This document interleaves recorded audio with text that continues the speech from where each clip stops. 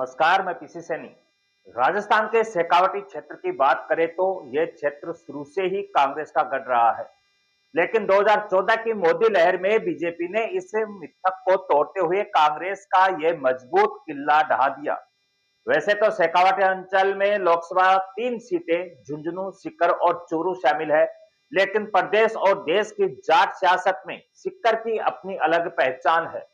सीकर लोकसभा क्षेत्र संख्या 5 एक सामान्य सीट है, जिसे सीकर और जयपुर के कुछ हिस्से को मिलाकर बनाया गया है।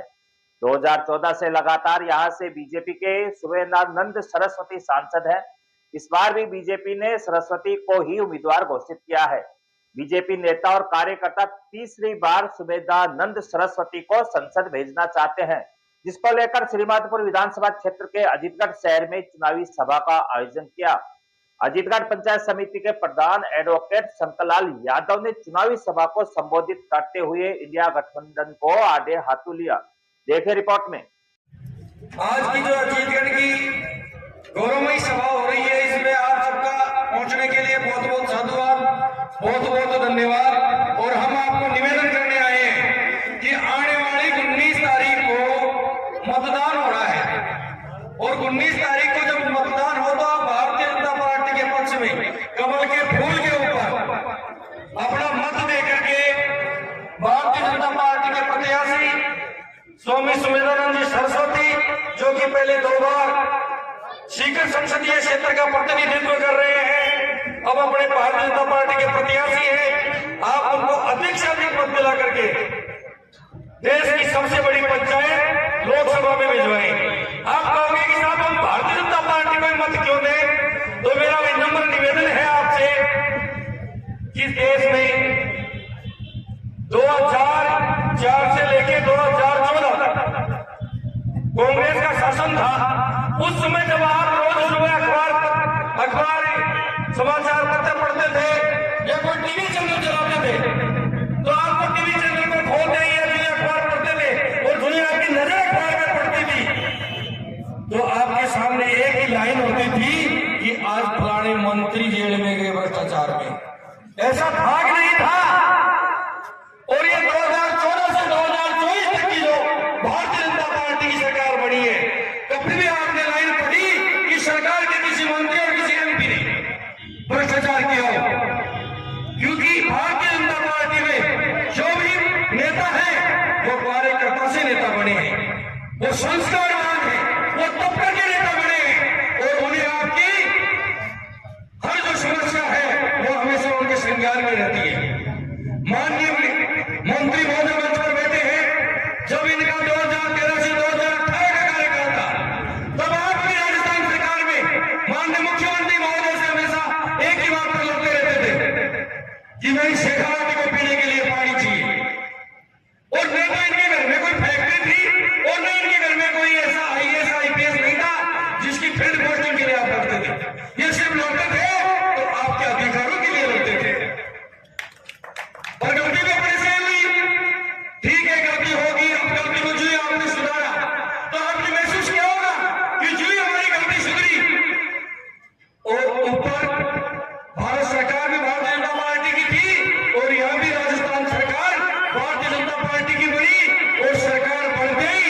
अगर सबसे पहले कोई फैसला हुआ तो वो फैसला हुआ राजस्थान के पीने के लिए पानी का, जिसमें हमारे जो शेखावटी के 3 जिले थे इनके लिए भी 7,891 करोड़ रुपए स्वीकृत थे।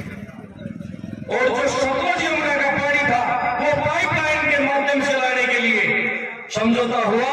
राजस्थान सरकार और हरियाणा सरकार, भारत सरकार के माध्यम से समझौता हुआ, और उसमें आपकी इतनी भूमिका रही कि देखा जाए तो जो पहले का कार्यकाल था वो सिर्फ आपने लड़ करके हमारे जो समस्या के लिए आपने कुर्बान किया। लेकिन आपकी जो कुर्बानी थी, वो आपकी मेहनत थी, वो मेहनत फिर काम आई कि सरकार बन गई। अगर सबसे पहले कोई फैसला हुआ तो फैसला हुआ शेखावटी के लिए पीने का पानी का। लोग कहते हैं कि साहब ये विकास नहीं करते। अगर इस अजीतगढ़ की भी बात करें तो जिस अजीतगढ़ से आप श्रीमाधोपुर जाते हो, आपने देखा होगा कि वो अजीतगढ़ का सड़क, वो श्रीमाधोपुर की सड़क खड्डों में तब्दील हो चुकी थी। और वो आपके माध्यम से जब आप लोगों की पीड़ा आपके माध्यम से भारत सरकार तक पहुंची तो पूरा का पूरा 19 करोड़ रुपया भारत सरकार के खाते से आया है।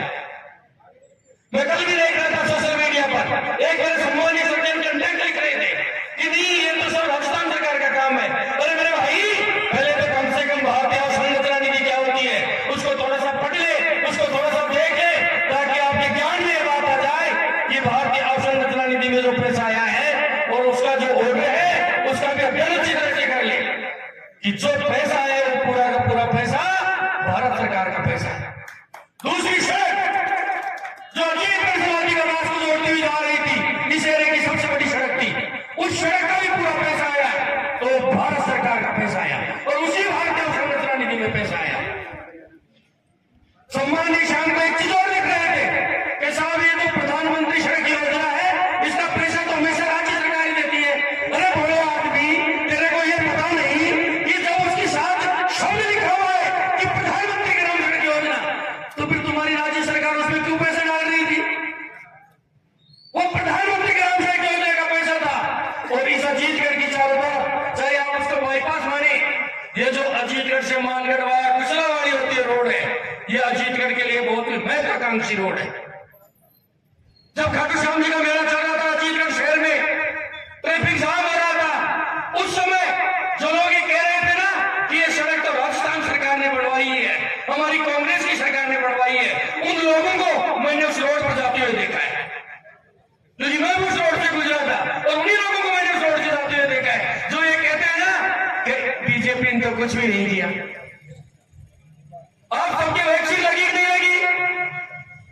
जब कोरोना जैसी महामारी आई और जिसमें पूरा विश्व ऐसे हो रहा था, सबके दिमाग में चिंताओं की लकीरें चल रही थी, उस समय भी इस देश के माननीय प्रधानमंत्री ने आप सबकी कुशलता के लिए जो हमारी वैक्सीन बनी, उस एक वैक्सीन की एक डोज की कीमत 2000 रुपए थी और किसी इंसान के 2-2 डोज लगी है, किसी के 3-3 डोज लगी है और एक डोज की कीमत 2000 है तो जिनके 2 डोज लगी 4000 हुआ और जिनके 3 डोज लगी उनका 6000 रुपए होता है। आप अनुमानित मान लीजिए कि 5000 रुपए प्रति व्यक्ति खर्चा हुआ है। तो आपके अजीतगढ़ में जिस समय 2023 का विधानसभा चुनाव हुआ था, उस समय यहाँ की पोलिंग 13,400 थी और आज यहाँ की पोलिंग 12,400 थी और आज यहाँ की पोलिंग लगभग 13,000 पहुंच रही है। तो आबादी कितनी हुई? 18,000 के लगभग और 18,000 लोगों का खर्चा 5,000 के हिसाब से होता है तो 9 करोड़ रुपए खर्च होता है। 9 करोड़ रुपए आपके जीवन को बचाने के लिए भारत सरकार ने सिर्फ और सिर्फ इस अजीतगढ़ में खर्च किया 90 करोड़। ये 90 करोड़ जो रुपए खर्च हुए हैं वो आपके जीवन को बचाने के लिए इस अजीतगढ़ में खर्च हुए हैं। और बड़े आदमी कहते हैं कि वहां साहब 3 रुपए बोल गए, पैसे नहीं लगे। अरे ये सब पैसे भी तो मोदी जी भेज रहे हैं, ये पैसे आपके नेता सम्मानीय सोनिया जी भेज रही है और गहलोत जी ने भेजा है। ये जो पैसा है ये पैसा 90 करोड़ रुपए अजीतगढ़ के आम जनता की जान को बचाने के लिए लगा है। ये भारत सरकार का पैसा था, ये सम्मानीय मोदी जी का पैसा था। बाबा जी मोदी जी के हमारे यहाँ के प्रतिनिधि है और वो यहाँ की व्यवस्थाओं को, यहाँ की समस्याओं को वह सदन में उठाते हैं और जब वो सदन में उठाते हैं उसके अनुरूप ही पैसा पास होता है, वही यहाँ की समस्याओं को जाके बताते हैं। भारत सरकार जब पहले 2004 से 2014 तक थी, उस समय रोज हमले होते थे और रोज समाचार मिलते थे कि हमारा पुराना जवान शहीद हो गया और फिर ये हमारी तरफ से एक प्रतिक्रिया जाती थी कि अभी हम करारा जवाब देंगे और वो करारा जवाब तो देते थे कि नहीं देते थे, बस इतने अब तक हम करारा जवाब देंगे और कोई करारा जवाब नहीं होता था। और जब उन्होंने 2014 से 2024 के बीच में एक दो बार कुछ प्रयास किया पुलवामा हमले में, तो उन्होंने हमारे यहाँ सबसे बड़ा, अगर जब इंसान की मृत्यु होती है और मृत्यु होने के बाद में जब उसके संस्कार होते हैं तो अंतिम संस्कार के बाद में अगर कोई संस्कार बनता है तो उसके बारहवें का संस्कार बनता है और 12वें के दिन सभी क्रियाक्रम पूरे कर दिए जाते हैं। ऐसा ही है। और जिस दिन हमारे जवानों का 12वां हो रहा था, आपने देखा होगा कि मोदी जी ने सर्जिकल स्ट्राइक की थी और उनके जवानों को उनके घर में घुस के हमने मारा था। ये हमारा भारत का था, ये बदलता हुआ भारत था। ये बदलता हुआ भारत था, पर हमको ये दिखाई नहीं देता। जब कश्मीर में हमारे साथ ऐसा मानता थी कि हमारे यहाँ दूसरा कानून चलता था और कश्मीर में दूसरा कानून चलता था। 370 की धारा थी, उस 370 की धारा को हटाने के लिए जब बात होती थी तो कश्मीरी कहते थे कि अगर कश्मीर से 370 हटा दिया गया तो खून की नदियां बह जाएंगी। और जब आप सबका आशीर्वाद रहा, इस देश में मोदी जी की सरकार बनी, तो आपके देखते देखते 370 ठीक नहीं हटी। और जब 370 थी तो खून की नदियां तो दूर, एक खून का कतरा तक नहीं गिरा, क्योंकि उनको पता था कि जो हम आपको पुत्र कर देंगे तो ये हमको नैनवत पहुंचा देंगे, ये हमको जन्नत दिखा देंगे। ये मोदी जी का करिश्मा था, क्योंकि वो देश के प्रति समर्पित होकर काम कर रहे थे। 500 सालों से हमारे श्री राम का जो मंदिर था वहां टेंट में पूजा कर रहे थे। 500 सालों से मूर्ति नहीं लग रही थी और 500 सालों से मुद्दा लंबित था। अभी देश को आजाद होने के बाद में मुफ्त में चले, कोर्ट तक मामला पहुंचा पर कोई समाधान नहीं हुआ। सरकार तो उनकी भी थी, पर कभी उन्होंने प्रयास नहीं किया कि आपकी एकता और अखंडता को बनाए रखने के लिए भगवान श्री राम का मंदिर भी बने। श्री राम के मंदिर को काम नहीं बताते थे, पर जो ही मोदी जी की सरकार बनी, कोर्ट में हमारे प्रोसीडिंग होती है तो एक फर्स्ट ट्रायल होती है और एक रेगुलर ट्रायल होती है।